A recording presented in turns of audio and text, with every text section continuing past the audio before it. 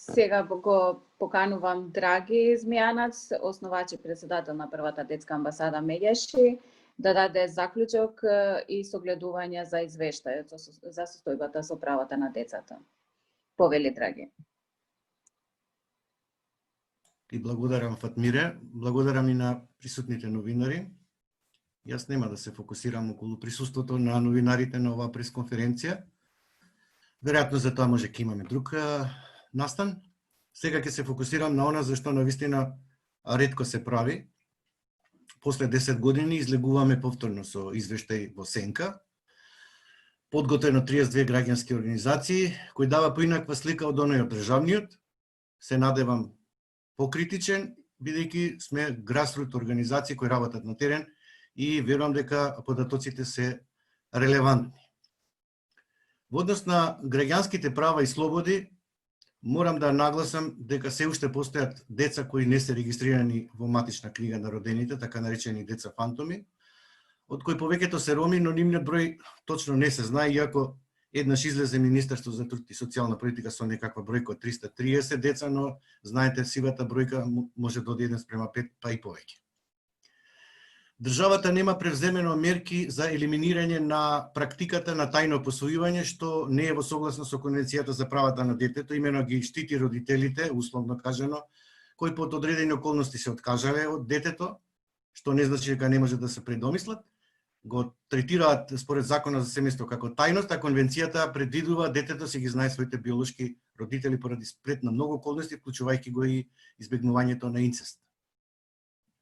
Инаку пред да продолжам само да ви кажам дека овој извештај кажува дека состојбата со правата на децата иде во регрес, надолу, удолно, значи нема прогрес, освен во деинституционализацијата. И ова нека биде запишано како главна поента во однос на државата која се обврзала дека ќе ги спроведува во пракса сите членови од Конвенцијата за правата на детето кои му дефинираат на детето благосостојба и најдобар интерес. Средношколското организирање се уште не е законски регулирано, иако првата детска амбасада Меѓеши заедно со Коалиција сега и Млад образовен форум достави до Министерството за образование и наука и до пратениците во минатиот мандат готово решение. Тоа се најде во фиоките во институциите на системот. Ученичкото учество е регулирано со Закон за основно образование, но не се регулира со Закон за средно, бидејќи тоа се уште не е донесено. И замислите сега имате детско учество и детски активизам до 14 години, после тоа сте во тампон зона без дефинирана законска рамка. Децата не го уживаат целосно нивното право на мировно собирање. Дел од средношколците, учесници на протести во изминатиот период беа изложени на закани од страна на училишните раководства, како и обиди за партиско етикирање во пошироката јавност, на тој начин го шеки го граѓанскиот детски активизам, да го кренат гласот, силно да зборат за проблемите со кои секојдневно се соочуваат. Во однос на семејната средина и алтернативно згрижување, имаме повреда на правото на детето да остварува личен и непосреден контакт со родителот со кого не живее, е проблематика на која се однесуваат најголем број представки до народниот правобранител во изминатите години, но најчесто и причина за јавување на нашиот СОС телефон. Имаме класично отуѓување на детето од родителот, од страна на еден родител, и покрај тоа што имаме решенија од Центарот за социјална работа, тие не може да се реализираат во пракса. И затоа група на родители се здружија во иницијативата Заедничко и одговорно родителство и по развод, барајки законски измени, и покрај две јавни дебати во собранието, се уште нема слух од Министерството за труд и социјална политика да се измени и да се подобри состојбата, да се оттргне можноста за отуѓување на детето од родителот. Во однос на општата здравствена состојба, добросостојба, загрижувачка е состојбата со загадувањето на воздухот и животната средина, не само во урбаните средини, туку веќе и насекаде низ Македонија, континуирано над европските предвидени стандарди и представува аларм. Многу одамна, а забележувате дека веќе алармат и не одзвонува. Енорно аерозагадување, посебно во зимскиот период, е проблем на 2/3 од децата, кои истакнува дека истото се одразува на нивното физичко и ментално здравје им го ограничува секојдневното функционирање и ги принудува да останат принудно во своите домови. И додека градоначалникот сака да го украсува Скопје, да одвои 200.000 евра за украсување, децата тоа не можат да го доживеат бидејќи веќе се во целосна изолација во своите домови. Секој трето дете во државата живее во сиромаштија. Ова е исто така голем аларм за Министерката за труд и социјална политика да ја свати сериозноста на проблемот. Паричната вредност на социјалните надоместоци е премногу ниска, додека постоечките услуги на социјална грижа и поддршка се недоволно развиени и не обезбедуваат адекватен минимален екзистирачки животен стандард на децата. Секако засегнати се тука не само децата, туку и родителите и поширокото семејство. Образование. Пандемијата од COVID-19 значајно го отежна образовниот процес.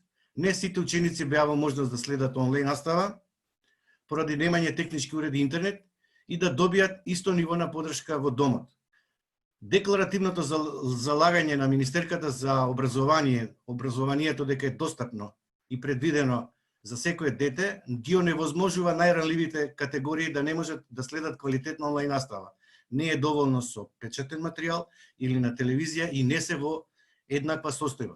Имаме класична дискриминација на оваа категорија на деца во образованието. Социјални мерки на заштита. Нема и се уште ќе нема и веројатно ќе нема прецизна евиденција на бројот на деца на улица, улични деца, од кои најголем дел се роми. Ние излегуваме заедно со група на граѓански организации дека има околу 1500 до 2000 ката дневно се на улиците, питачат, заработуваат, продаваат дребули и разни производи, но државата и Завод за статистика и Министерство за труд никако да излезе со конкретни податоци. Работата на улица е најзастапена форма на злоупотреба на детскиот труд и тоа иде директно злоупотреба на детскиот труд заедно со неписменоста и сиромаштијата рака под рака, да имаме деца отргнати од образованието без никакви субвенции и бенефиции, децата да почнат навремено да стекнуваат други животни навики, да почнат во градинка да користат бесплатни услуги. И што е најинтересно, нема форми на санкционирање на овие деца кои секојдневно ги гледаме на улица, од страна на тие што ги злоупотребуваат. И осуствува систематски одговор од државата за соодветна заштита на оваа ранлива категорија на деца и нивните семејства. Многу често сме говореле без вработување на еден од семејството, кров над глава и вклучување на децата во рана детска возраст во градинка, дека овој проблем ќе постои и понатаму. Државата мора сериозно да одвои буџетски средства за оваа ранлива категорија на деца. Благодарам. Како што нагласи Васка, јас сум подготвен ако има новинарски прашања. Благодариме, Драги. Сега кој има прашања до Васка и Драги, нека повели.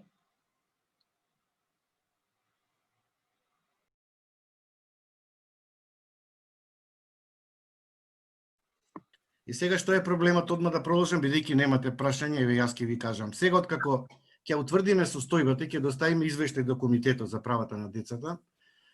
Во контакт сме постојано со нив, еве денеска ќе им го пратиме прес-релисот на англиски и ќе пратиме линк од англиската верзија на алтернативниот извештај. И ќе се брани од страна на децата и од страна на коалицијата пред комитетот и ќе стигнат конкретни препораки до државата. Државата ќе биде понатаму нема и ќе биде соучесник со нефункционалноста на системот и непочитување на правата на децата елементарно. И ние после 10 години кој ќе доставиме нов извештај, ако повторно утврдиме дека состојбата иде во регрес и нема никакви подобрувања, се поставува прашање што треба да сториме за да се подобри состојбата. Дали во партнерството со медиумите и граѓанскиот сектор може да ја принуди државата да направи чекор напред и посериозно да ги третира правата на децата. На 20 ноември имавме бојкот од страна на медиумите, каде што не има возможија, односно узурпација од политичките структури за тој ден, не има возможија на децата да се слушне нивниот глас. Децата 6 месеци макотрпно работеа, го спрема извештајот и имаше медиумски молк. Ако забележувам и денеска има медиумски молк. Дали медиумскиот молк се должи на отвореност и гласноста на оно што го работиме, дали боли вистината или е проблем нешто друго, ќе откриеме наскоро, но ние сериозно се посветуваме на оваа работа и да знаете дека ќе бидат информирани сите членки каде што Меѓаши членува, меѓународни, вклучувајќи ги и поединечно сите членови на комитетот, да дефинираме точна состојба за правата на детето